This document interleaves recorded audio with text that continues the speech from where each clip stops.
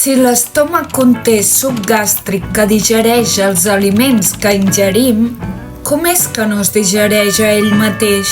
La superfície interna de l'estómac està recoberta per cèl·lules epitelials. Aquestes produeixen una capa de moc que recobreix l'estómac i el protegeix. A més, les cèl·lules epitelials constantment moren i són reemplaçades per cèl·lules noves, de manera que el suc gàstric no arriba mai a malmetre les parets de l'estómac. Per altra banda, la secreció d'àcid a l'estómac està regulada de manera molt precisa perquè mai no sigui excessiva. Com tot el nostre cos, l'estómac té un mecanisme de control meravellós que manté l'equilibri.